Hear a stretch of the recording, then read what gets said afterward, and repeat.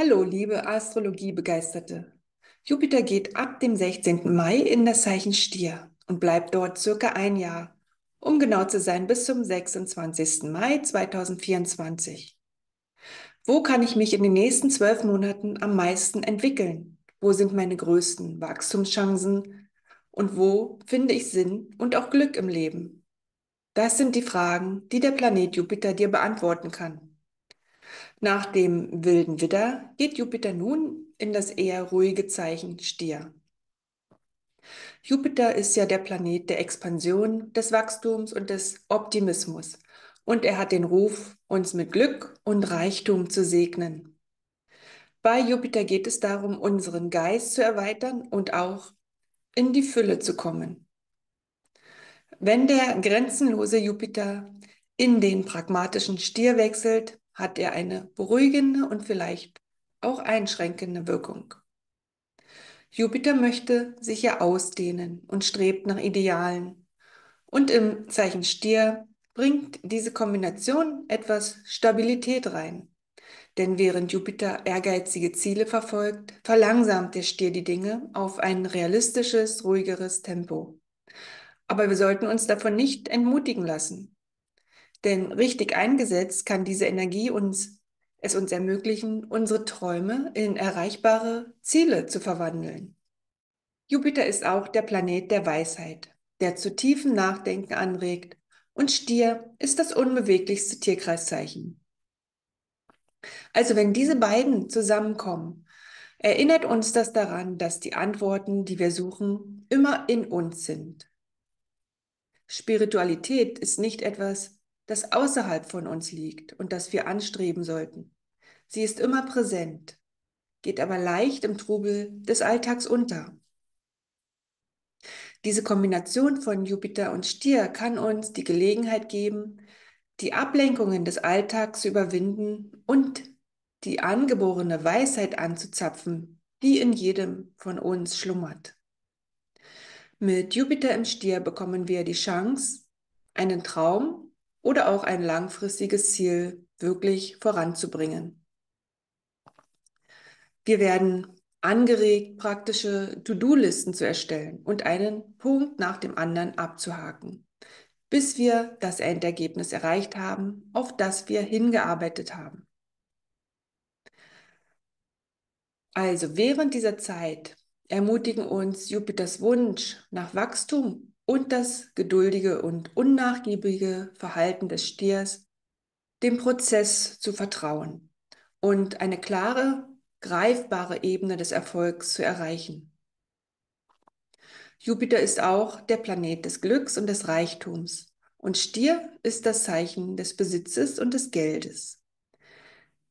Daher ist dies ein guter Zeitpunkt, um unsere finanzielle Situation zu überprüfen und Chancen für Wachstum zu finden. Im besten Fall kann diese kosmische Energie große finanzielle Fülle bringen. Ja, und dann gleich am 18. Mai bildet Jupiter ein Quadrat zu Pluto.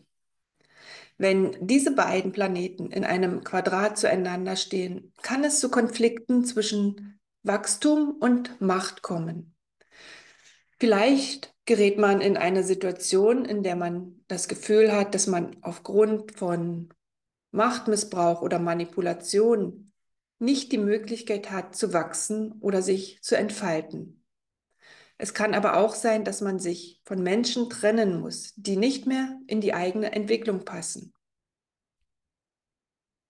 Auf der anderen Seite kann Jupiter im Quadrat zu Pluto aber auch ein unglaublich mächtiger und transformativer Transit sein, der es einem ermöglicht, alte Muster und Begrenzungen zu durchbrechen und tiefgreifende Veränderungen in Gang zu setzen.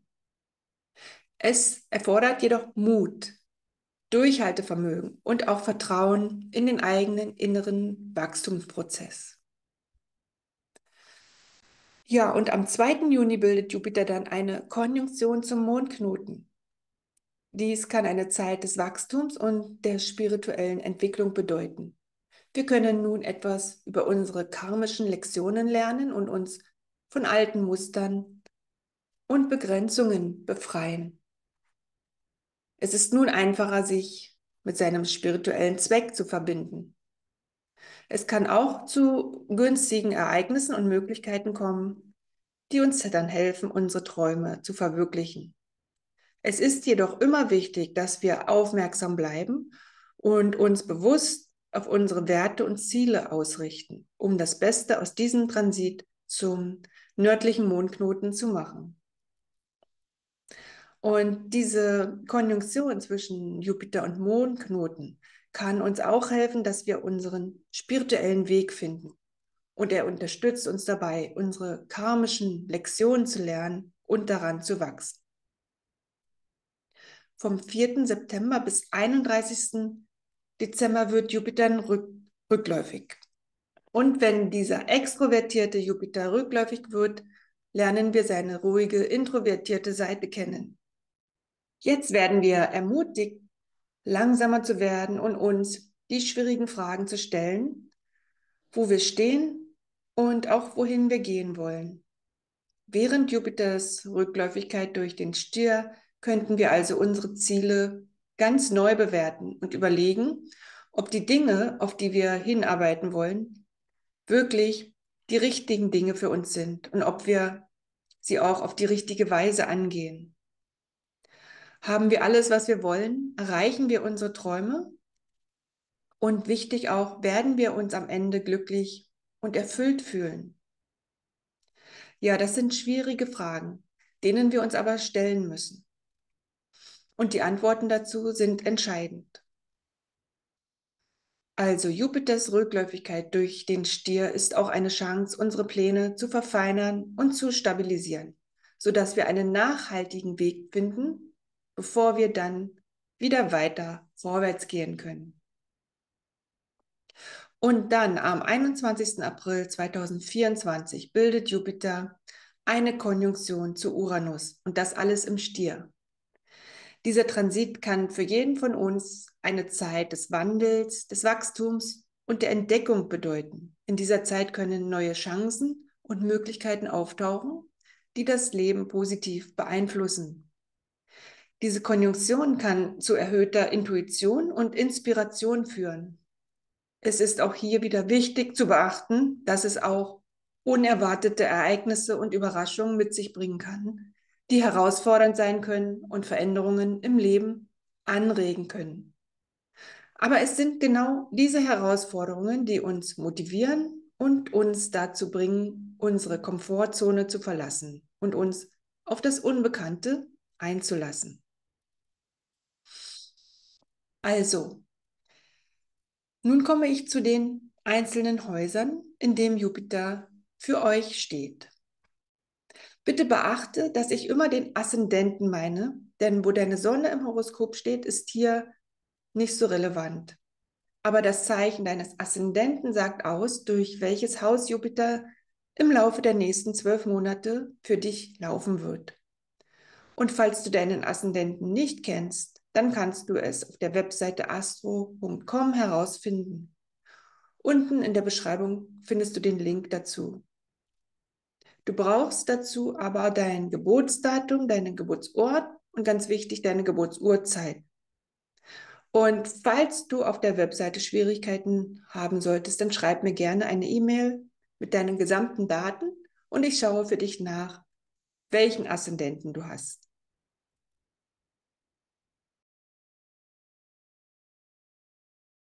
Okay, wie immer beginne ich mit dem Widder. Für die Widder-Aszendenten wird Jupiter in den nächsten 12 Monaten durch das zweite Haus laufen. Jupiter im zweiten Haus deutet auf eine gute finanzielle Situation oder zumindest auf eine Verbesserung der finanziellen Lage hin. In der Regel kommt das Geld durch deine eigenen Anstrengungen zu dir und steht wahrscheinlich im Zusammenhang mit deinen beruflichen Bemühungen. Wenn du zurzeit nicht arbeitest, kann diese Jupiter-Stellung dazu führen, dass du eine neue Arbeitsstelle findest. Und wenn du angestellt bist, kannst du in dieser Zeit mit einer Gehaltserhöhung rechnen. Diejenigen, die auf Provisionsbasis arbeiten, haben die Möglichkeit, ihr Einkommen erheblich zu steigern. Und für diejenigen, die im Verkauf tätig sind, kann dies eine Zeit sein, in dem Sie einen großen Auftrag ans Land ziehen. Es besteht auch die Möglichkeit, im Laufe der nächsten 12 Monate einen Bonus zu erhalten. Aber leider ist auch das Gegenteil möglich und deine Ausgaben können vorübergehend ansteigen oder du tätigst eine größere Anschaffung, die erstmal ein Loch in die Kasse reißt. Manchmal muss man aber auch Geld ausgeben, um mehr Geld zu verdienen. Wenn du zum Beispiel dein Geschäft oder Kundenstamm erweitern möchtest, kannst du zusätzliche Werbeausgaben haben. Oder wenn du dein Haus gewinnbringend verkaufen willst, kannst du auch erstmal Verbesserungen vornehmen, um dann den Profit zu maximieren. Der Schwerpunkt liegt auf jeden Fall auf Ideen zum Geldverdienen. Und in dieser Zeit kann es dementsprechend einfach sein, mehr Geld zu verdienen. Es ist wichtig, zur richtigen Zeit am richtigen Ort zu sein. Unabhängig vom Beruf ist die innere Qualität, wie man zu Fülle gelangt, besonders wichtig. Du wirst nicht einfach alles für Geld tun. Prinzipien sind wichtig und du wirst genau mit dem Geld verdienen, was dich am meisten erfüllt. Geld kommt leicht, wenn man an das glaubt, was man gut kann. Die Aufgabe dieser Jupiterstellung besteht auch darin, Situationen anzuziehen, die dir mehr Selbstvertrauen und auch ein höheres Selbstwertgefühl geben. Für einige kann es eine Bestätigung des eigenen Wertes sein, wenn sie mehr Geld verdienen. Aber für andere ist es eine Bestätigung, erfolgreich zu sein und dadurch erfüllt leben zu können. Und wenn Jupiter dann am 2. Juni eine Konjunktion zum nördlichen Mondknoten bildet, kann es sein, dass du jetzt in deinem Leben ein wichtiges Schicksalsthema zu bearbeiten hast, das mit deinem Selbstwertgefühl, deinen Talenten oder auch deiner persönlichen Entwicklung im Zusammenhang steht. Jupiter kann dich dabei unterstützen, dieses Thema erfolgreich zu meistern und du wirst daran wachsen. Und am 4. September wird Jupiter bis Ende des Jahres rückläufig. Es ist für dich eine Zeit der Reflexion und der Überprüfung deiner Werte, Ressourcen und deiner finanziellen Situation. Es kann sein, dass du nun sparsamer sein musst, um die Finanzen zu stabilisieren. Auch solltest du nun besonders deine Talente und Fähigkeiten weiterentwickeln, um dich auf zukünftiges Wachstum und Erfolg vorzubereiten. Und am 21. April 2024 wird Jupiter eine Konjunktion zu Uranus bilden. Während dieses Transits kannst du möglicherweise unerwartete Gelegenheiten in Bezug auf deine Finanzen erleben.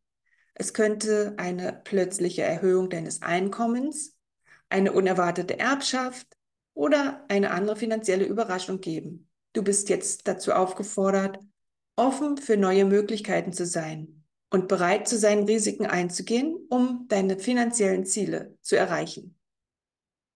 Insgesamt kann Jupiter im 2. Haus eine positive Zeit sein, um deine finanzielle Situation zu verbessern und dein Selbstwertgefühl zu stärken. Es ist jedoch auch wichtig, verantwortungsbewusst zu bleiben und dich nicht zu sehr von deinen materiellen Besitztümern beeinflussen zu lassen.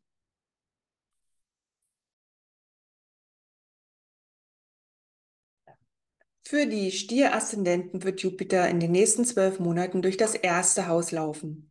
Und für dich als Stier ist diese Zeit ganz besonders wichtig, denn Jupiter läuft ja durch dein eigenes Zeichen.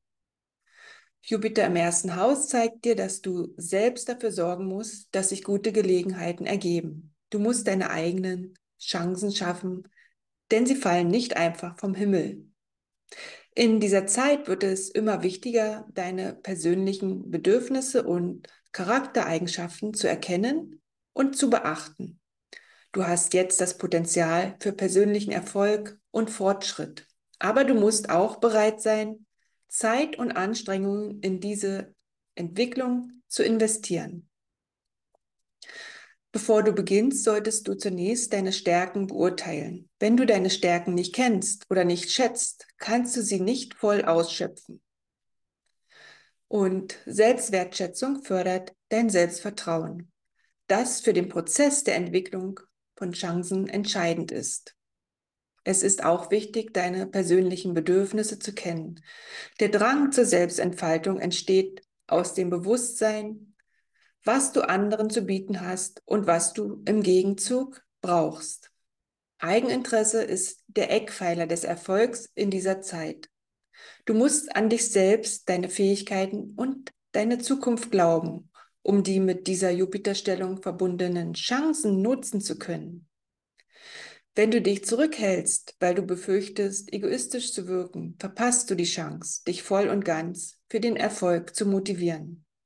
Jetzt ist es an der Zeit, deinen Horizont zu erweitern und deine Fähigkeiten zu testen, indem du neue und schwierigere Projekte angehst. Glaube genug an dich selbst, um zuzulassen, dass neue Erfahrungen die Grenzen deines Wissens erweitern. Optimismus zahlt sich aus, wenn er nicht übertrieben oder ungerechtfertigt ist. Die wichtigste Aufgabe, die mit dieser Stellung verbunden ist die Schaffung von Möglichkeiten. Während Jupiter in deinem ersten Haus ist, musst du dir Gelegenheiten und Vorteile selbst verschaffen, denn sie werden dir nicht einfach in den Schoß fallen. Du musst die Situation oder den Job, den du dir wünschst, aktiv angehen, um ihn zu erreichen. In dieser Zeit solltest du nicht viel Hilfe von außen erwarten. Du musst dich auf deine eigene Stimme verlassen, um Gelegenheiten für dich zu schaffen, die ohne eigene Anstrengungen nicht manifestiert werden können. Natürlich wirst du das nicht ohne ein gewisses Maß an Selbstvertrauen tun. Deshalb ist die Neubewertung deiner Talente und deiner Bedürfnisse so wichtig. Das Thema Freiheit ist auch mit Jupiter im ersten Haus sehr präsent. Wenn du über persönliche Grenzen hinauswachsen willst, solltest du dies auch zulassen und dich nicht selbst beschränken. Die Entfaltung deiner Persönlichkeit hängt von deiner Bewegungsfreiheit ab. Wenn du in der Vergangenheit gefesselt warst, kann dies die Zeit sein, in dem du die Freiheit automatisch bekommst. Vielleicht musst du aber auch auf mehr Freiheit drängen, da deine Aufmerksamkeit auf mehrere Bereiche verteilt ist. Lass diese Zeit nicht einfach so verstreichen, denn nur durch deine eigenen Anstrengungen werden sich Gelegenheiten ergeben und Erfolge eintreten. Niemand wird dich dazu drängen, etwas zu erreichen. Wenn du die Zeit einfach vorbeigehen lässt, verpasst du wahrscheinlich eine Chance für persönliches Wachstum, da sich die Dinge in der Regel viel besser entwickeln, als du erwartest. Und wenn es einen spirituellen Schwerpunkt gibt, der mit dieser Stellung verbunden ist, dann liegt er darin, dass Selbsthilfe zu universeller Hilfe führt. Wenn du auf deine eigenen Fähigkeiten vertraust und dich gleichzeitig von einer spirituellen Absicht leiten lässt, können die Dinge noch besser gelingen. Dies ist eine Zeit für dich, in der Überzeugungen über dich selbst, über höhere Kräfte im spirituellen Bereich leicht in praktischen Alltagssituationen umgesetzt werden können. Du bekommst sozusagen einen spirituellen Rückenwind. Glaube nicht nur, sondern handel nach diesen Überzeugungen und verhalte dich so, dass es mit deiner spirituellen Bestimmung übereinstimmt. Und wenn Jupiter am 2. Juni eine Konjunktion zum nördlichen Mondknoten bildet, kannst du ein tiefes Verständnis für deine Vergangenheit gewinnen und auch erkennen, wie deine Erfahrungen dich zu dem gemacht haben, wer du heute bist. Du kannst auch eine klare Vision für deine Zukunft entwickeln und erkennen, welche Schritte du unternehmen musst, um deine Ziele zu erreichen. Und am 4. September wird Jupiter bis Ende des Jahres rückläufig. Dies ist eine Zeit der inneren Reflexion und der Überprüfung deiner persönlichen Werte und Überzeugungen. Du bist nun dazu aufgefordert, alte Glaubenssätze und Denkmuster loszulassen, um Raum für ein neues Wachstum und eine neue Perspektive auf dein Leben zu schaffen. Vielleicht verbringst du jetzt auch mehr Zeit allein, um dich auf dich selbst und deine Bedürfnisse zu konzentrieren.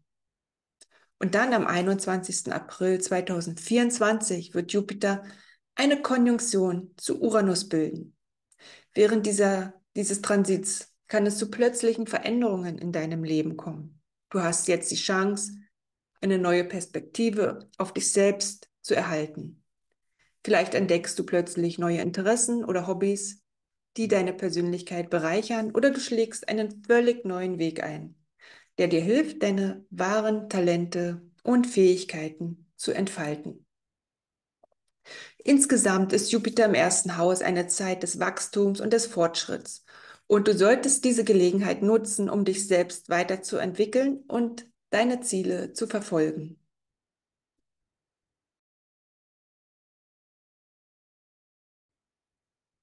Für die Zwillinge-Aszendenten wird Jupiter in den nächsten 12 Monaten durch das 12. Haus laufen.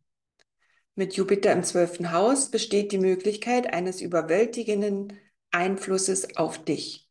Du könntest Schwierigkeiten haben, deine Emotionen zu kontrollieren, insbesondere wenn du bereits mit einer schwierigen Situation konfrontiert bist. Es könnte jedoch auch andere Lebensbereiche in deinem Leben geben, die schwer zu kontrollieren sind.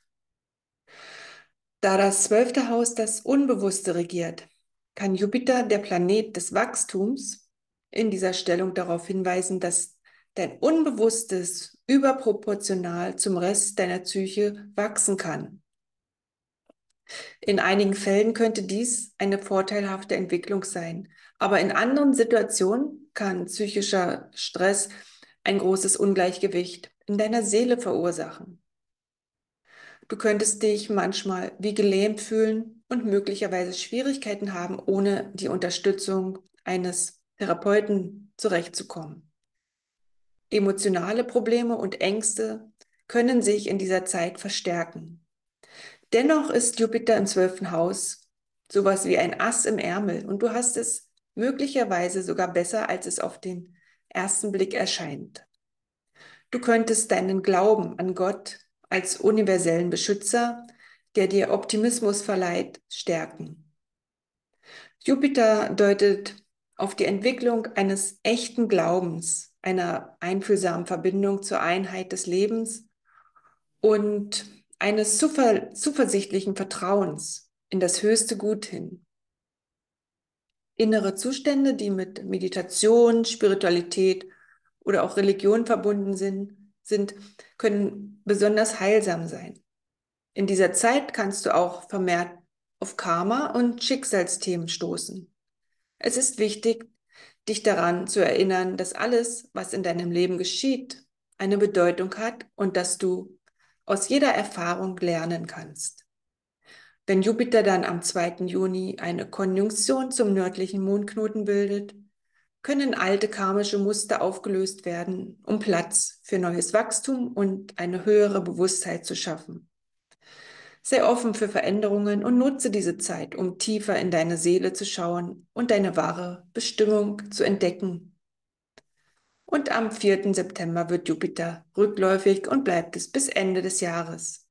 In dieser Zeit kannst du dich auf eine innere spirituelle Suche begeben. Du solltest dich mit deiner Vergangenheit auseinandersetzen und kannst nun tiefe innere Veränderungen vornehmen. Alte Wunden und Traumata aus der Vergangenheit kannst du nun viel leichter loslassen. Du könntest dich nun auch mehr für Träume und intuitives Wissen öffnen und ein starkes Verständnis für die spirituelle Natur des Universums entwickeln. Und am 21. April 2024 wird Jupiter eine Konjunktion zu Uranus bilden. Für dich bedeutet das, dass du dann mit Veränderungen deines Unterbewusstseins rechnen kannst. Es kann zu einem tiefgreifenden Wandel in deinem Verständnis von Spiritualität, Intuition und Emotionen führen. Insgesamt kann Jupiter im 12. Haus ein sehr spiritueller Transit sein, der dir die Möglichkeit gibt, tiefe Einsichten über dich selbst und das Leben zu gewinnen.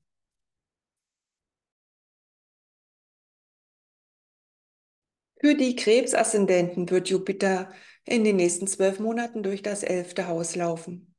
Dies kann ein sehr glückliches und erfüllendes Jahr bedeuten, insbesondere in Bezug auf Freundschaften und soziale Kontakte. Du könntest neue und aufregende Menschen kennenlernen, die dein Leben auf eine positive Weise bereichern. Du könntest auch eine größere Rolle in einer Gruppe oder Gemeinschaft spielen, der du angehörst. Möglicherweise engagierst du dich in sozialen oder humanitären Projekten, die dir ein starkes Gefühl der Zufriedenheit geben. Außerdem wirst du dich nun auf deine Zukunft konzentrieren und deine Ziele für dein langfristiges Glück setzen. Du kannst nun deine Träume und Wünsche manifestieren und dein persönliches und berufliches Netzwerk ausbauen. Wenn du aufgeschlossen bist und die Initiative ergreifst, kannst du viele Chancen für Wachstum und Erfolg finden. Auch kann es notwendig sein, alte Freundschaften und Beziehungen zu überdenken und möglicherweise zu beenden. Und zwar dann, wenn sie nicht mehr zu deinem Wachstum und Glück beitragen. Deine Freunde können für die Ziele, die du dir im Laufe des Jahres setzt, entscheidend sein. Sie können dich direkt unterstützen oder dir helfen, die notwendigen Verbindungen zu knüpfen. Es könnte wichtiger sein, wen du kennst, als was du tust. Und deshalb ist Networking wesentlich. Es ist möglich, dass du deine Ziele nur durch die Kombination der Energien mehrerer Personen erreichen kannst. Die Bündelung von Ressourcen ermöglicht es allen, als Gruppe erfolgreich zu sein und gleichzeitig ein gewisses Maß an individuellen Erfolg beizubehalten. Jupiter im 11. Haus kann auch dazu führen, dass du dich zu sehr auf die Meinung anderer verlässt, um Entscheidungen zu treffen. Es ist wichtig, dein eigenes Urteilsvermögen zu nutzen und deine eigene Intuition zu beachten, um deine Ziele und Wünsche zu verwirklichen. Wenn Jupiter am 2. Juni dann eine Konjunktion zum nördlichen Mondknoten bildet, bist du dazu aufgefordert, dich auf deine wahren Ziele und Wünsche zu konzentrieren und darauf zu achten, dass du in Übereinstimmung mit deiner Seele handelst. Du bist jetzt auch in der Lage, deine karmischen Lektionen und Herausforderungen durch Zusammenarbeit mit anderen zu lösen. Und am 4. September wird Jupiter bis zum Ende des Jahres rückläufig. Es ist eine Zeit der Überprüfung und Reflexion, um sicherzustellen, dass du in Übereinstimmung mit deinen wahren Zielen handelst. Es ist wichtig, deine Einstellung zu überdenken und dich darauf zu konzentrieren, wie du deine sozialen Verbindungen verbessern und deine wahren Ziele erreichen kannst. Höre auf dein Inneres und stelle sicher, dass deine Ziele im Einklang mit deinen inneren Werten und Bedürfnissen stehen. Und am 21. April 2024 wird Jupiter eine Konjunktion zu Uranus bilden. Während dieses Transits kann es zu unerwarteten Veränderungen in deinem sozialen Netzwerk kommen. Du könntest neue Kontakte knüpfen, die deine Sichtweise erweitern und deine Ziele verändern. Es könnte auch eine Zeit sein, in der du deine wahren Ziele und Wünsche entdeckst und dich von alten Begrenzungen und Einschränkungen befreist. Du sollst nun mutig und offen für neue Ideen und Erfahrungen sein und kannst viel von anderen lernen.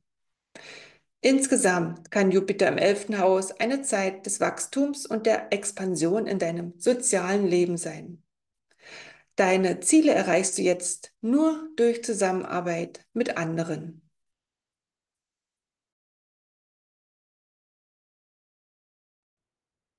Für die Löwe-Aszendenten wird Jupiter in den nächsten 12 Monaten durch das 10. Haus laufen. Jupiter im 10. Haus bedeutet, dass sich im beruflichen Bereich leicht Möglichkeiten und Fortschritte ergeben. Wenn du in der Vergangenheit hart gearbeitet hast, sind deine Aufstiegsmöglichkeiten jetzt größer. Wenn du wenig für deinen eigenen Erfolg getan hast, kannst du zwar immer noch aufsteigen, aber dann stehst du wahrscheinlich eher am Anfang eines beruflichen Aufstiegs und kannst nicht so weit kommen wie diejenigen, die besser vorbereitet sind. Unabhängig von deiner Position können sich Aufstiegschancen ergeben, ohne dass du viel dafür tun musst. Die Chancen können sich speziell auf ein neues Interessengebiet beziehen und der Wechsel in ein neues Berufsfeld kann so einfach sein, dass du den Übergang erst im Nachhinein bemerkst. Dies ist eine Zeit, in der die meisten Karrierehandlungen leicht zu bewerkstelligen sind. Manchmal ist nur wenig oder gar kein Aufwand nötig, um eine neue Stelle zu finden. Du kannst zur richtigen Zeit am richtigen Ort sein. Du kannst dich auch von einer schwierigen Beschäftigungssituation befreien. Und wenn du selbstständig bist oder in einer Position, in der der Aufbau eines Kundenstamms wichtig ist, wirst du wahrscheinlich feststellen, dass du nicht mehr nach Kunden suchen musst. Sie kommen von selbst zu dir. Und wenn du ein Unternehmen besitzt, kannst du deine Tätigkeit auf neue Gebiete ausdehnen, eine neue Zweigstelle eröffnen, den Betrieb verlagern oder ein günstigeres Arbeitsumfeld suchen. Sowohl Unternehmer als auch Angestellte können berufliche Verbindungen nutzen, um sich mit anderen in ihrem Beruf zu vernetzen. Wenn du beabsichtigst, in deinem gewählten Beruf oder an deinem Arbeitsplatz zu bleiben, kannst du deine derzeitige Situation verbessern, indem du nach innerbetrieblichen Aufstiegsmöglichkeiten oder Optionen zur Verbesserung der täglichen Abläufe suchst. Und wenn du in der Vergangenheit gute Leistungen erbracht hast, kannst du damit rechnen, befördert zu werden. Versetzungen und Reisen an neue Standorte, sogar nach Übersee, sind möglich, wenn du sie selbst anregst und auch begrüßt. Frühere oder künftige Bildungsziele können bei der Festlegung deiner Möglichkeiten auch eine Rolle spielen. Es könnten dir Bildungsprämien oder Weiterbildungsmöglichkeiten am Arbeitsplatz angeboten werden. Im besten Fall wird deine Karriere zu einem Faktor der Stabilität und des Erfolgs in deiner Lebensgestaltung.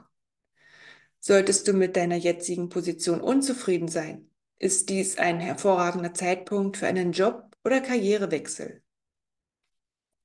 Zu viel des Guten ist die negative Manifestation bei dieser Stellung. Kurzfristige Ziele können langfristige Karriereziele überlagern. Du könntest so sehr damit beschäftigt sein, voranzukommen, dass du vielleicht notwendige Schritte auslässt. Denke daran, Gelegenheiten gibt es im Überfluss und du musst dich nicht mit weniger zufrieden geben. Wenn Jupiter dann am 2. Juni eine Konjunktion zum Mondknoten bildet, kannst du auf Menschen treffen, die dir dabei helfen können, deine Ziele zu erreichen oder die dich in eine Position bringen, in der du mehr Einfluss hast.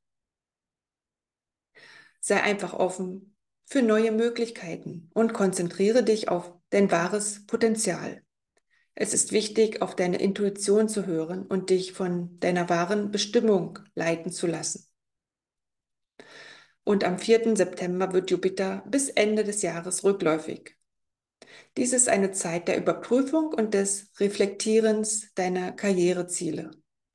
Während dieser Zeit kannst du dich vielleicht mit deiner Karriere unzufrieden fühlen oder auch das Gefühl haben, dass du nicht die Fortschritte gemacht hast, die du dir erhofft hattest. Du bist nun aufgefordert, deine Karriereziele und deine öffentliche Wahrnehmung zu überdenken, dahingehend, ob sie im Einklang mit deinen wahren Werten und Bedürfnissen stehen. Und am 21. April 2024 wird Jupiter eine Konjunktion zu Uranus bilden. Während dieses Transits kannst du plötzlich neue Möglichkeiten in deiner Karriere entdecken, die dir einen unerwarteten Durchbruch in Bezug auf deine öffentliche Präsenz bieten. Es könnte auch eine Zeit sein, in der du deine Karriere auf unkonventionelle Art und Weise angehst oder auch neue Technologien oder Methoden einsetzt, um deine Ziele zu erreichen. Du bist dazu aufgefordert, offen für unerwartete Möglichkeiten zu sein und bereit zu sein, Risiken einzugehen, um deine Ziele zu erreichen. Es ist auch wichtig, flexibel zu bleiben und auch auf deine Intuition zu hören. Insgesamt kann Jupiter im 10. Haus eine Phase des Wachstums und des Erfolgs bedeuten. Nutze diese Gelegenheit, um dein Potenzial zu maximieren und deine Karriere voranzutreiben.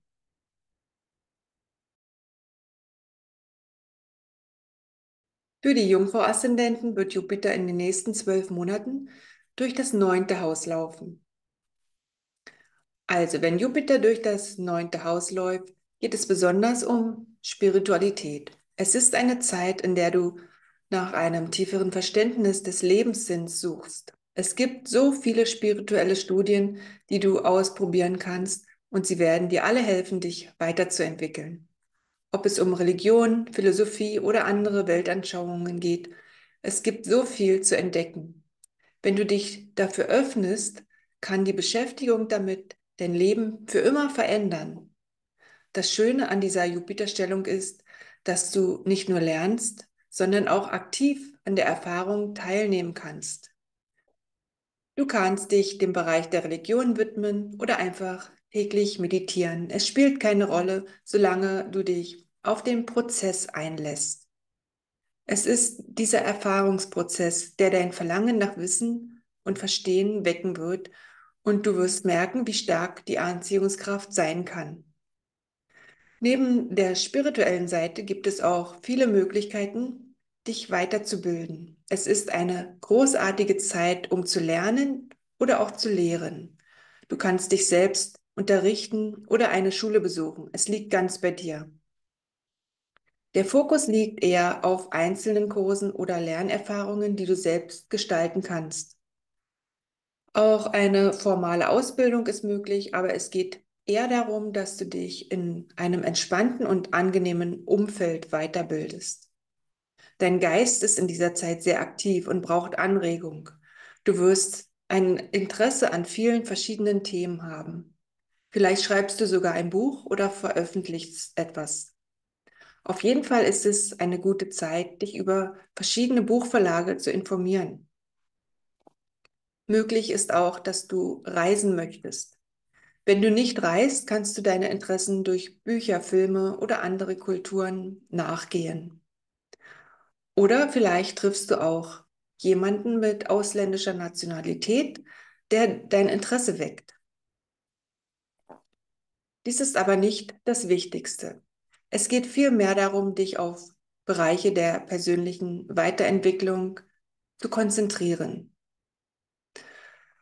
Und wenn Jupiter dann am 2. Juni eine Konjunktion zum Mondknoten bildet, kannst du deine Perspektiven erweitern.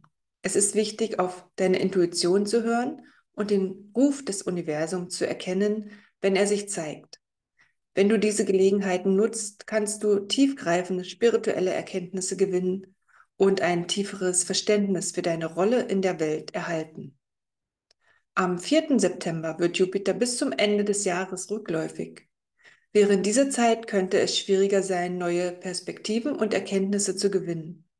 Du könntest dich in alten Glaubenssystemen oder Überzeugungen festhalten und Schwierigkeiten haben, dich auf neue Ideen einzulassen. Es könnte auch eine Zeit sein, in der Reisepläne gestört werden oder akademische Bemühungen erschwert werden. Obwohl dies erstmal wie eine Herausforderung klingt, hast du nun auch die Möglichkeit, alte Überzeugungen zu überprüfen. Du kannst jetzt tiefere Erkenntnisse über deine spirituelle oder philosophische Praxis gewinnen und ein besseres Verständnis für deine persönlichen Überzeugungen entwickeln. Und am 21. April 2024 wird Jupiter eine Konjunktion zu Uranus bilden. Während dieses Transits kannst du dich von alten Überzeugungen lösen und dich für neue Denkweisen und Ideen öffnen. Du könntest das Verlangen haben, deine geistigen Grenzen auszudehnen und deine Horizonte zu erweitern. Obwohl dies eine Zeit der Entdeckung und der Offenheit für neue Erfahrungen sein kann, ist es auch wichtig, sich bewusst zu sein, dass unerwartete Ereignisse eintreten können. Lass dich auf das Unbekannte ein und bleib flexibel, damit du gut auf Veränderungen reagieren kannst. Insgesamt kann Jupiter im 9. Haus eine sehr positive Zeit sein, die dir viele Möglichkeiten bietet, deine geistigen Horizonte zu erweitern und dein Leben in eine neue Richtung zu lenken. Sei offen für neue Erfahrungen und lasse dich auf die Gelegenheiten ein, die dir das Universum bereithält.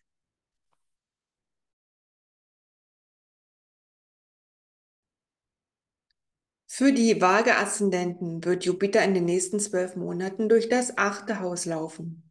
Das 8. Haus wird üblicherweise mit dem Verdienst anderer in Verbindung gebracht. Daher konzentriert sich Jupiter im 8. Haus vor allem auf das Geld, das dir zur Verfügung gestellt wird, nachdem jemand anderes es bereits verdient hat. Im Laufe der nächsten 12 Monate kann sich deine finanzielle Situation insbesondere deshalb verbessern, weil du jetzt in einer Lage bist, Ressourcen mit einer anderen Person zu teilen. Wenn du bisher schon Ressourcen geteilt hast, wird sich der Betrag der geteilten Mittel wahrscheinlich erhöhen. Oft ist es auch so, dass du Geld durch andere erhalten wirst, und zwar in Form eines Einmalbetrags. Wenn du an einer größeren Anschaffung wie einem Haus interessiert bist, wird das Ziel durch die Kombination von Einkommen und Ersparnissen zur Realität. Neben gemeinsamen Mitteln kannst du auch auf andere Weise zu Geld kommen. Dazu gehören Erbschaften, Schenkungen oder auch Abfindungen aus Versicherungsansprüchen oder auch Rechtsstreitigkeiten. Gelder aus Gewinnbeteiligungen oder Vorschüsse für Bücher oder Erfindungen werden ebenfalls häufiger im achten Haus gesehen. Aufgrund des zusätzlichen Geldes, das hereinkommt, könnte dies ein guter Zeitpunkt sein, um einiges davon auf ein Anlagenkonto zu legen oder einen Makler mit der Verwaltung deines Geldes zu beauftragen. Auf diese Weise arbeitet dein Geld für dich und schafft somit noch zusätzliche Mittel. Und wenn du dein Einkommen mit einer anderen Person teilst, musst du höchstwahrscheinlich auch deren Schulden teilen. Denn die negative Interpretation für finanzielle Belange, die mit dieser Jupiterstellung verbunden ist, dass du genauso erhöhte Ausgaben und Schulden haben kannst, die durch die andere Person verursacht werden. Das Pendel kann eben in beide Richtungen ausschlagen. Mit Jupiter im achten Haus geht es auch um ethische Fragen, die die Sexualmoral betreffen. Die Situationen, mit denen du in diesem Jahr konfrontiert wirst, sollten dich dazu zwingen, deinen eigenen Moralkodex genauer zu definieren. Daher musst du sexuelle Gelegenheiten, die sich dir bieten, unabhängig davon, ob du sie wahrnimmst oder nicht, im Zusammenhang mit deinen eigenen religiösen oder philosophischen Idealen sehen. Fragen der sexuellen Freiheit, der sexuellen Vorlieben und der sexuellen Praktiken sind dabei von besonderer Bedeutung. Unabhängig von deinem Alter bist du möglicherweise mit der Auseinandersetzung mit diesen Konzepten konfrontiert oder musst die vorgefassten Meinungen, die du hast, überprüfen. Zum Beispiel, wenn du schon immer eine offene Beziehung geführt hast, könntest du nun den Wunsch nach einer monogamen Beziehung verspüren. In jedem Fall musst du dich mit den philosophischen Aspekten sowie mit deinen tatsächlichen Gefühlen, Gedanken und Ereignissen auseinandersetzen. Wenn du von Natur aus die Fähigkeit hast, die menschliche Psyche zu verstehen, kannst du dich durch die finanziellen oder auch sexuellen Erfahrungen im Laufe der nächsten 12 Monate mehr über die inneren Gedanken und Gefühle anderer lernen. Und wenn du in der Lage bist, genau auf ihre Handlungen und Worte zu achten, kannst du viele wertvolle Einsichten gewinnen und die Beziehung zu ihnen verbessern. Wenn Jupiter dann am 2. Juni eine Konjunktion zum Mondknoten bildet, kann dies eine Zeit von Wachstum und Expansion sein, insbesondere im Bereich der Intimität. Dort kann es zu einer bedeutsamen Transformation kommen. Da der Mondknoten den karmischen Pfad des Lebens repräsentiert, kannst du nun deine Beziehungen zu Seelenverwandten intensivieren. Ja, und am 4. September wird Jupiter bis zum Ende des Jahres rückläufig. In dieser Zeit kannst du dich mit dem Thema der Transformation und der psychologischen Entwicklung beschäftigen. Also, es ist wichtig, in dieser Zeit auf deine innere Stimme zu hören und sich Zeit für Reflexion und Selbstbeobachtung zu nehmen. Es kann dazu kommen, dass du alte Verhaltensmuster und Überzeugungen loszulassen lernst. Und dann am 21. April 2024 wird Jupiter eine Konjunktion zu Uranus bilden. Es kann jetzt zu unerwarteten Möglichkeiten kommen, insbesondere in Bezug auf gemeinsame Finanzen oder Erbschaften. Es kann auch bedeuten, dass du tiefgreifende Veränderungen in deiner emotionalen und psychologischen Entwicklung durchmachst. Du kannst jetzt neue Wege finden, um mit alten emotionalen Wunden und Blockaden umzugehen, um mehr Freiheit und Wachstum zu erreichen.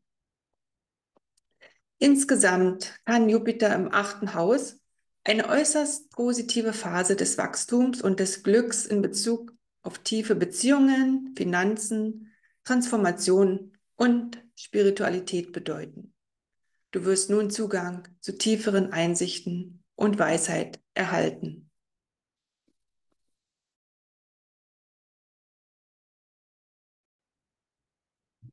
Für die Skorpion-Aszendenten wird Jupiter in den nächsten 12 Monaten durch das 7. Haus laufen. Wenn du um etwas bittest, wirst du es auch erhalten. So kann man Jupiter im 7. Haus beschreiben. Andere werden dir auf natürliche Weise helfen und dir Unterstützung anbieten. Wenn du dich in einer schwierigen Situation befindest, werden dir andere bereitwillig ihre Hilfe anbieten. Das kann geschehen, ohne dass du darum bittest, aber die Möglichkeiten werden größer, wenn du gezielt um das bittest, was du brauchst. Jemand anderes ist vielleicht in der perfekten Position, um deine Ziele zu verwirklichen. Partnerschaften dieser Art ermöglichen es dir, gemeinsam zu erreichen, was du allein nicht einmal versucht hättest. Die Hilfe kann sowohl materiell als auch immateriell sein. Unter den bestmöglichen Umständen profitierst du direkt oder auch indirekt von anderen auf mehr als eine Weise. Wenn du zum Beispiel verheiratet bist, profitierst du durch deinen Ehepartner, da das, was er oder sie erhält, auch dir zugutekommt. Oder es kann sein, dass du durch das, was andere wissen oder gelernt haben, selbst weiterkommst. Eine objektive Sichtweise hilft dir, das Leben klarer zu sehen und zu interpretieren. Der Austausch von Wissen ist bei dieser Stellung wichtig. Beziehungen können sich verbessern, gute Ehen werden besser. Wenn du in der Vergangenheit ein Beziehungsproblem hattest, wird diese Jupiterstellung besonders deutlich. Denn schwierige Eheprobleme lassen sich in der Regel lösen, vor allem wenn man professionelle Hilfe in Anspruch nimmt. Die Menschen, mit denen du zu tun hast, sind nun eher bereit, sich anzuhören, was du zu sagen hast und machen auch Zugeständnisse. Vielleicht bist du auch einsichtiger und kannst deinen Standpunkt besser erklären. Es können große Fortschritte gemacht werden, weil plötzlich etwas in deinem Bewusstsein Klick macht und du dein Verhaltensmuster in Beziehungen anpassen kannst. Unabhängig von deiner ehelichen Situation kannst du gute Beziehungen zu einer Vielzahl von Menschen erleben. Wenn es dir gelingt, ein Klima des Einklangs und der Harmonie zu schaffen, kann dein Erfolg bei allen Unternehmungen in dieser Zeit durch die Zusammenarbeit mit anderen verstärkt werden. Wenn du nicht in der Lage bist, mit anderen zusammenzuarbeiten, wirst du diese Erfahrung des gegenseitigen Vorteils nicht machen können. Es kann aber auch sein, dass persönliche Vorteile nicht realisiert werden, weil die Bedürfnisse des Partners zu sehr im Vordergrund stehen und die eigenen nicht berücksichtigt werden. In besonders negativen Situationen können deine eigenen Bedürfnisse nicht nur in den Hintergrund gedrängt werden, sondern von den Interessen des anderen völlig überlagert werden. Beziehungen können so extrem sein, dass du in dem Versuch, es dem anderen recht zu machen, über das Ziel hinausschießt. Selbst das, was auf den ersten Blick als Vorteil erscheint, kann dein Eigeninteresse zunichte machen und letztlich nur die Bedürfnisse deines Partners erfüllen. Hier ein kleines Beispiel. Wenn deinem Ehepartner zum Beispiel eine Stelle im Ausland angeboten wird, bist du vielleicht begeistert von der Möglichkeit, in einem fremden Land zu leben. Aber du musst möglicherweise viel aufgeben, um dorthin zu gelangen. Du musst abschätzen, wie sich der Weggang auf deine langfristigen Ziele auswirkt. Vielleicht kannst du deine persönlichen Bedürfnisse für 1 oder 2 Jahre zurückstellen, um von einer neuen Erfahrung zu profitieren, die du direkt durch deinen Ehepartner machst. Stattdessen kann es für dich aber auch schwierig sein, wenn nicht gar unmöglich, zu diesem Zeitpunkt zu gehen. Du kannst sehr davon profitieren oder dich von den Umständen überwältigt fühlen, die nicht die eigenen sind oder nicht mit deinen eigenen Bedürfnissen übereinstimmen. Im schlimmsten Fall wirst du nicht merken, dass deine eigenen Bedürfnisse überrollt werden. Aber mit Jupiter im 7. Haus wird es immer eine Person geben, die dir die Augen öffnet und deine Perspektive verändern kann, wenn du bereit bist zuzuhören. Wenn Jupiter dann am 2. Juni eine Konjunktion zum Mondknoten bildet, kannst du dich auf neue Beziehungen einlassen oder auch bestehende Beziehungen vertiefen. Es kann auch bedeuten, dass du deine persönliche Entwicklung durch die Beziehungen in deinem Leben vorantreibst. Du wirst neue Lektionen lernen, die dir helfen, alte Verhaltensmuster und Überzeugungen loszulassen und dein volles Potenzial im Bereich Beziehungen zu entfalten. Am 4. September wird Jupiter bis Ende des Jahres rückläufig. Dies kann eine Zeit der Überprüfung und der Reflexion deiner Beziehungen bedeuten. Es ist möglich, dass du nun das Gefühl hast, in deinen Beziehungen keine Fortschritte zu machen. Es kann sein, dass du alte Beziehungen und Partnerschaften überdenken und loslassen musst, wenn sie dich in deiner Entwicklung blockieren. Und am 21. April 2024 wird Jupiter eine Konjunktion zu Uranus bilden. Es kann nun zu unerwarteten Möglichkeiten in deinen Beziehungen kommen, sei es in Form von neuen Partnerschaften oder neuen Chancen in bestehenden Beziehungen. Es kann auch bedeuten, dass du deine Beziehungen auf eine neue Ebene bringst oder alte Muster in Bezug auf Partnerschaften hinterfragst. Insgesamt ist Jupiter im 7. Haus eine Zeit des Wachstums, der Expansion und der neuen Möglichkeiten in Bezug auf Beziehungen, Partnerschaften und auch Geschäftsbeziehungen. Es ist eine gute Zeit, um neue Kontakte zu knüpfen und gute bestehende Beziehungen zu pflegen und zu stärken.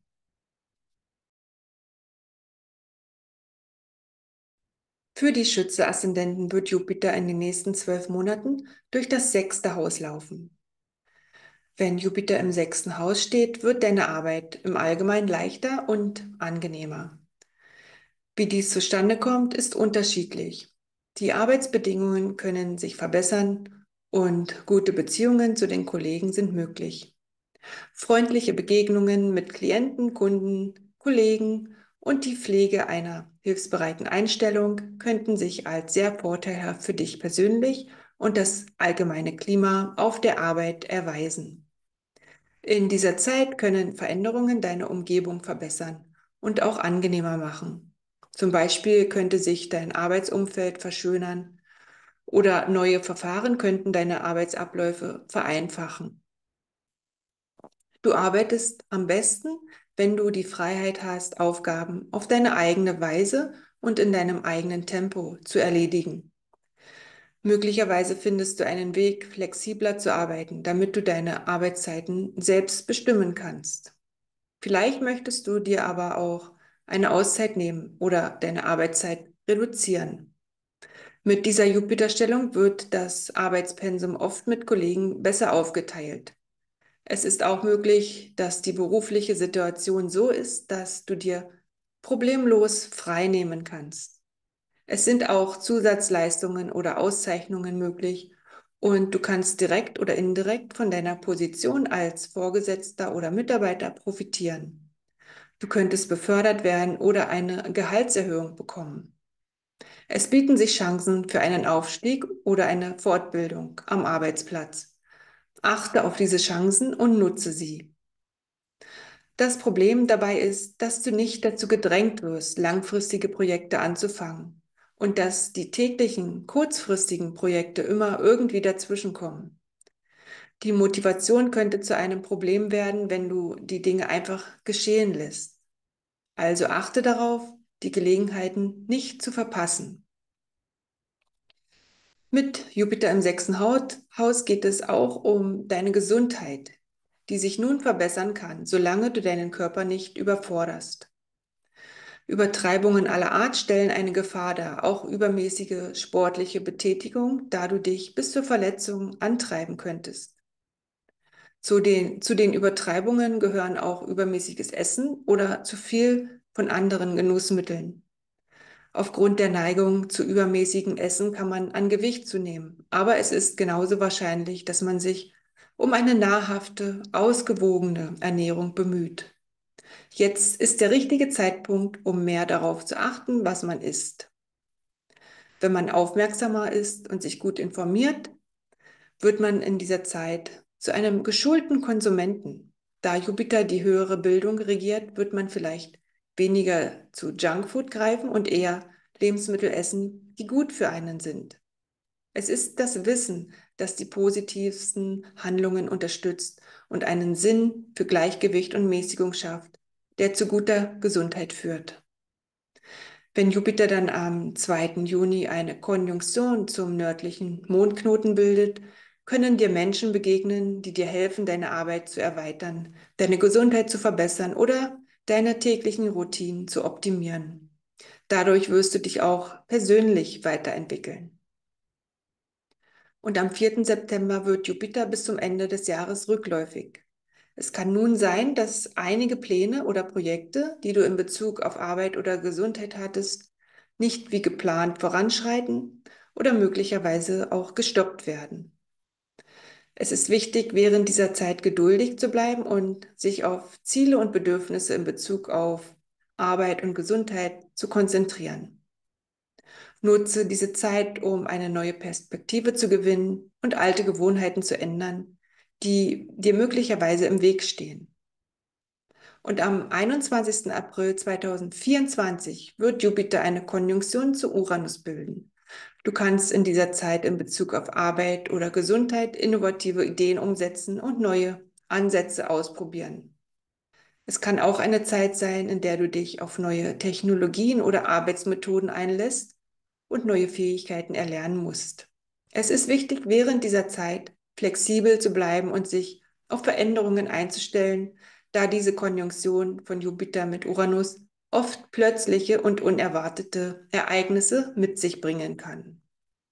Insgesamt kann diese Stellung von Jupiter im 6. Haus eine Zeit des Wachstums und der Entwicklung sein, die dir neue Möglichkeiten bietet, die Arbeit, deine Gesundheit und deine täglichen Routinen zu optimieren.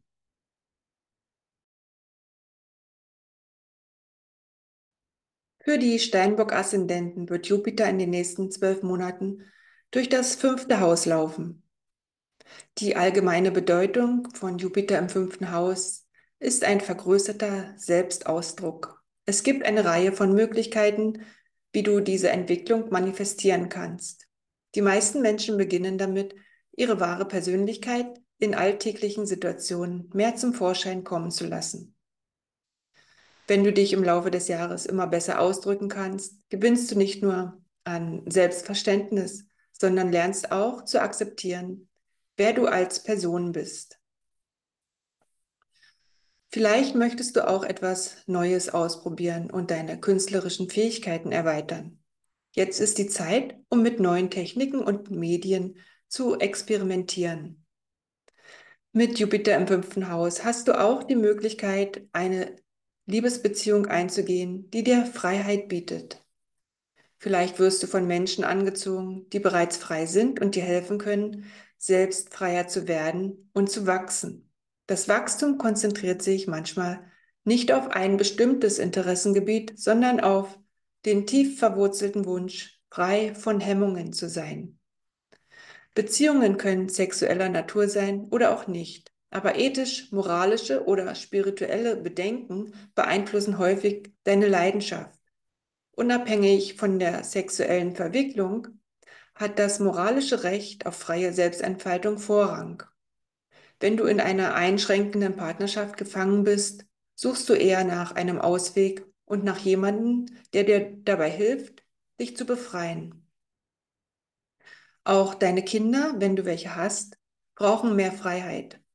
Vielleicht geht dein Kind nun in den Kindergarten, in die Schule, zur Universität oder beginnt eine Ausbildung. Diese Veränderung bietet auch dann den Eltern mehr freie Zeit. Und wenn du in der Vergangenheit Schwierigkeiten in der Beziehung zu deinen Kindern hattest, könnte sich diesen verbessern und es ist eine gute Zeit, um neue Kommunikationswege zu öffnen.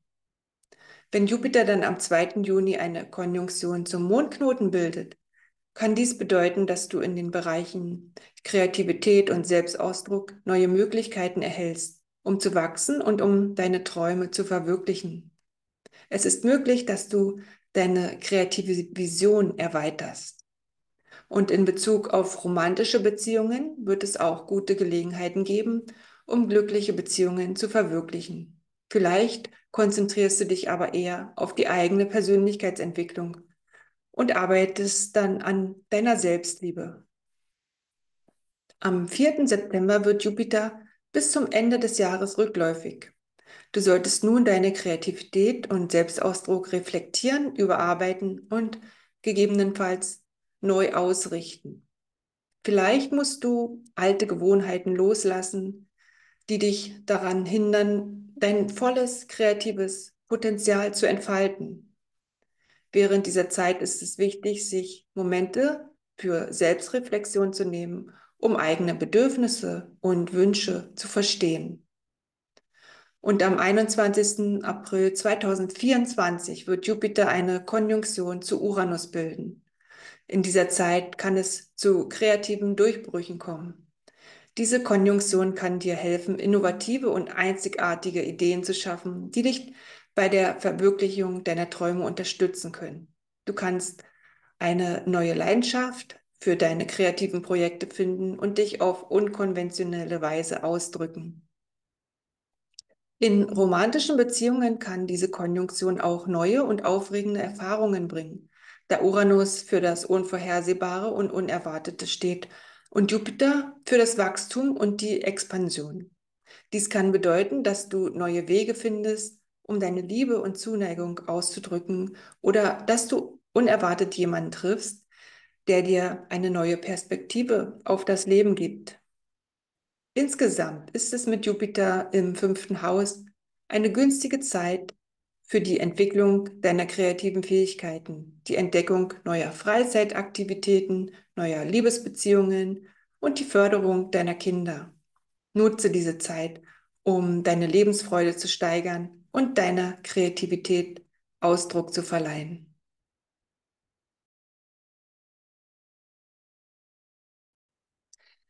Für die Wassermann-Aszendenten wird Jupiter in den nächsten 12 Monaten durch das 4. Haus laufen. Jupiter im 4. Haus zeigt dein Bedürfnis nach mehr Frieden und Sicherheit in deinem Zuhause an. Es ist wichtig, dass du dich in deiner häuslichen Umgebung körperlich, seelisch und geistig verwurzelt und geschützt fühlst. Vielleicht möchtest du ein Verschönerungsprogramm starten, um deine Wohnräume angenehmer zu gestalten. Obwohl die Projekte teuer sein können, sind sie in der Regel mit einem Minimum an Störungen verbunden. Verbesserungen werden nicht durch die Notwendigkeit von Reparaturen oder von größerer Veränderung an der Struktur des Hauses notwendig. Die Projekte sind eher geringfügig und im Allgemeinen wird die häusliche Situation durch die Verbesserungen nicht gestört. Oft werden einfach Farbe, Tapeten oder Möbel verändert. Hier geht es darum, die Umgebung innerhalb und außerhalb des Hauses zu verschönern, nicht darum, das ganze Haus von Grund auf neu zu gestalten. Zu den Verbesserungen im Außenbereich gehören die Gestaltung des Geländes oder das Anlegen eines kleinen Gartens, zum Beispiel für die Meditation. Du möchtest etwas gestalten, was auch dein Auge erfreut. Sicherheit ist ebenfalls wichtig. Je nach Alter können sich die Fragen auf gegenwärtige oder zukünftige Bedürfnisse beziehen. Vielleicht strebst du danach, ein Haus zu kaufen oder deine Position im jetzigen Haus zu sichern. Verheiratete Personen, die sich gerade trennen, müssen zum Beispiel für ein Zuhause für die Zukunft sorgen. Für ältere Menschen sind Fragen der Altersvorsorgung und der Rentenpläne wichtig. Du kannst jetzt zum Beispiel deine Hypotheken abbezahlen, dein Darlehen zu einem niedrigen Zinssatz refinanzieren oder eine Versicherung abschließen, die deine Zahlungen übernimmt, falls du mal arbeitsunfähig wirst. Dies ist der richtige Zeitpunkt, um Veränderungen in deinem Haus und in deiner Finanzplanung vorzunehmen, die die Stabilität deiner häuslichen Situation jetzt und in Zukunft gewährleisten. Gelegentlich deutet Jupiter im 4. Haus darauf hin, dass die Zahl der in deinem Haus lebenden Personen zunimmt. Vielleicht nimmst du eine weitere Person auf, entweder einen Untermieter, einen Mitbewohner, einen Austauschschüler oder einen Verwandten. Im Allgemeinen bedeutet die Aufnahme einer weiteren Person keinen Anstieg der Verantwortung. Die andere Person ist in der Lage, ihre eigenen Bedürfnisse zu befriedigen und sich an der Hausarbeit und den Ausgaben zu beteiligen. Wahrscheinlich wirst du sogar seine oder ihre Anwesenheit genießen. Wenn du bisher viel Verantwortung tragen musstest, weil ein Elternteil oder ein anderes Familienmitglied krank war, ist es wahrscheinlich, dass sich der Gesundheitszustand oder die Situation jetzt verbessert und deine Pflichten abnehmen. Mit dieser Jupiterstellung ist es auch möglich, dass deine Gefühle hochkochen und auch emotionale Schwankungen sind wahrscheinlich. Übertriebene Reaktionen sind die Norm und es gibt sowohl Hochs und auch Tiefs. Du könntest versuchen, emotionale Reaktionen zu unterdrücken, weil du Angst vor der Stärke deiner Gefühle und dem Verlust der Kontrolle hast. Oft gibt es im Laufe des Jahres eine Situation, die deine Emotionen verstärkt und dich zwingt, dich mit der Angemessenheit oder auch Unangemessenheit deiner Reaktion oder der anderer auseinanderzusetzen. Wenn du keinen erfüllenden Lebensstil führst, werden die Gefühle eher negativ und überwältigend sein. Wenn du jedoch aktiv auf einen erfüllenden Lebensstil hinarbeitest, können Gefühle sehr angenehm sein. Und die Unterstützung, die du von anderen erhältst, ist beruhigend. Wenn Jupiter dann am 2. Juni eine Konjunktion zum Mondknoten bildet, kann es sein, dass du eine Phase des Wachstums und der Expansion in deinem persönlichen Leben erlebst, besonders in Bezug auf deine innere Welt. In dieser Zeit wirst du dich zu Aktivitäten hingezogen fühlen, die ein Gefühl von innerem Frieden und Ruhe fördern. Außerdem kannst du nun ein stärkeres Gefühl von emotionaler Sicherheit und Stabilität erleben. Und am 4. September wird Jupiter bis zum Ende des Jahres rückläufig. Dies ist eine Zeit der Reflexion in Bezug auf deine familiären Beziehungen und dein Zuhause. Möglicherweise musst du dich mit früheren Problemen oder emotionalen Blockaden auseinandersetzen. Diese Rückläufigkeitsphase kann auch eine Gelegenheit bieten, um deine innere Welt zu erforschen und spirituelle Fragen zu stellen. Es ist eine Zeit, um innezuhalten und darüber nachzudenken, wie du dein Leben mit einem tieferen Sinn und Zweck erfüllen kannst. Nutze diese Zeit der Selbstreflexion, um deine Ziele zu überdenken und neue Einsichten zu gewinnen. Und am 21. April 2024 wird Jupiter eine Konjunktion zu Uranus bilden. In dieser Zeit kann es zu Veränderungen in Bezug auf dein Zuhause und deine Familie kommen. Es ist möglich, dass du nun Veränderungen in deinem Wohnort, deinem Wohnstil oder deiner familiären Situation in Betracht ziehst, um dein Leben in eine neue, positive Richtung zu lenken. Du könntest dich auch von alten emotionalen Belastungen befreien und dich auf eine freiere und unabhängigere Art und Weise ausdrücken. Sei jedoch auch bereit für unerwartete Veränderungen und sei offen für neue Erfahrungen, die dir auf deinem Weg begegnen können. Insgesamt ist die Zeit mit Jupiter im 4. Haus eine Zeit des inneren Wachstums und äußerer Stabilität. Du kannst nun deine Wurzeln stärken und deine Verbindung zur Familie und deinem Zuhause vertiefen. Für die Fische-Aszendenten wird Jupiter in den nächsten 12 Monaten durch das 3. Haus laufen. Jupiter im 3. Haus zeigt dir ein hohes Maß an täglicher Aktivität an. Dein Lebenstempo nimmt zu und du rennst von einer Aufgabe zur anderen. Du hast vielleicht zu viele Dinge zu tun. Es ist üblich, dass ein bestimmtes Projekt, ein Gedanke oder eine Aufgabe deine Aufmerksamkeit und Zeit dominiert. Dieses Interesse überfrachtet deine Tage mit Aktivitäten. Folglich ist eine Überplanung ein Problem. Das Ziel dieser Zeit ist es, zu lernen, sich nur auf die wichtigsten Aufgaben zu konzentrieren und die Verantwortung für weniger wichtige Aufgaben an andere zu delegieren. Du kannst dich nicht um alles kümmern und wenn du es versuchst, gehen die alltäglichen Details des praktischen Lebens leicht in der Hektik der Aktivitäten unter. Du neigst dazu, nur das große Ganze zu sehen. Im Gegensatz zu dem, was man mit Jupiter im dritten Haus erwarten könnte, kann dies für dich eine geistig anstrengende Zeit sein. Nicht nur ist dein Lebenstempo hoch, sondern auch die Anzahl der Informationen, die du dir merken musst. Du könntest von all den Dingen, die du tun und dir merken musst, geistig überwältigt werden. Um den Stress, den du ohnehin schon empfindest, noch zu verstärken, könntest du in Situationen verwickelt sein, die ein ethisch-moralisches Dilemma darstellen. Wenn das der Fall ist, fällt dieses Dilemma in die Grauzone der Entscheidungsfindung und ist keine einfache Schwarz- oder Weiß-Situation. Die Entscheidungen sind mit großen Verpflichtungen in Bezug auf deinen Lebensstil verbunden. Du bist gezwungen, die bestmögliche Entscheidung unter den gegebenen Umständen zu treffen. Zu den üblichen Themen gehören Fragen der Loyalität, spirituelle Anwendungen im täglichen Leben, Sexualität und andere moralisch-ethische Themen, die dein Gewissen belasten können.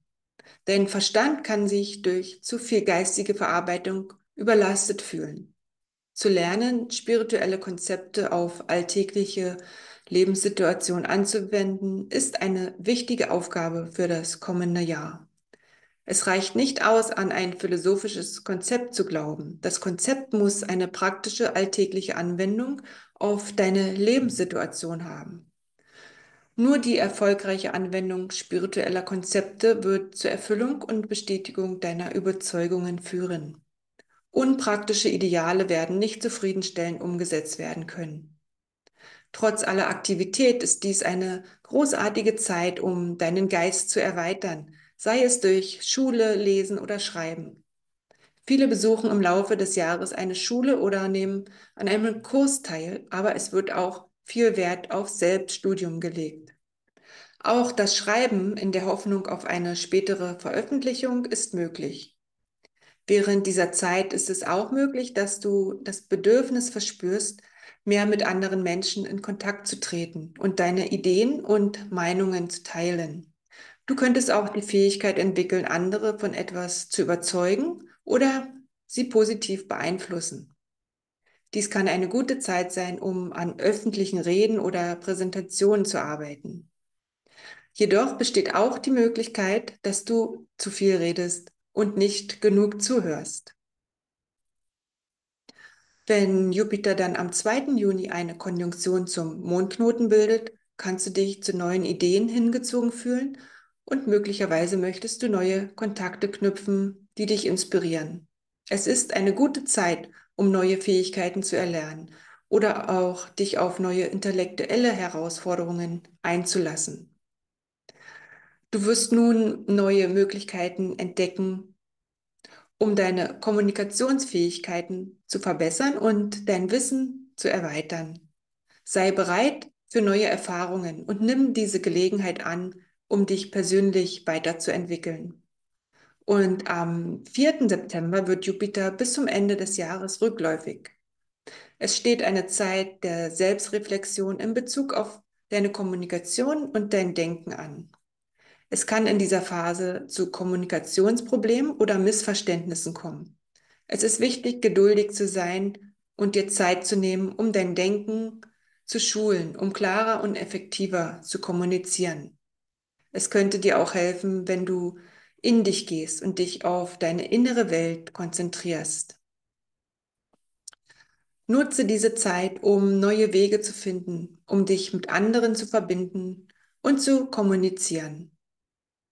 Und am 21. April 2024 wird Jupiter eine Konjunktion zu Uranus bilden. Durch Uranus kann es nun zu unerwarteten Veränderungen in Bezug auf deine Kommunikation, dein Denken und dein soziales Umfeld kommen. Möglich ist, dass du nun neue Kontakte mit ungewöhnlichen oder unkonventionellen Menschen knüpfst, weil sie dich inspirieren und ermutigen, neue Wege zu gehen. Sei einfach bereit für neue Erfahrungen und sei offen für neue Ideen, die dich beflügeln und dich in eine neue Richtung bringen können. Insgesamt kann Jupiter im dritten Haus eine positive Zeit sein, um deine geistigen Fähigkeiten und Interessen zu erweitern und deine Kommunikationsfähigkeiten zu verbessern. Ja, das war's, meine Lieben. Ich wünsche dir eine wunderbare Zeit mit Jupiter im Stier. Ich hoffe, du konntest auch hier wieder etwas Wertvolles mitnehmen und bist zu neuen Einsichten und Erkenntnissen gekommen. Ich möchte aber nochmal darauf hinweisen, dass in unseren Breitengraden die Häuser nie gleich groß sind und deshalb kann es bei der allgemeinen Deutung zu Abweichungen kommen. Wenn du also ganz genau wissen möchtest, in welcher Zeit Jupiter deine Planeten und deine Häuser berührt, empfehle ich dir, eine persönliche Beratung bei mir zu buchen. Melde dich dazu einfach per E-Mail bei mir. Unten in der Beschreibung findest du alles weitere dazu. Alles Liebe, bis bald.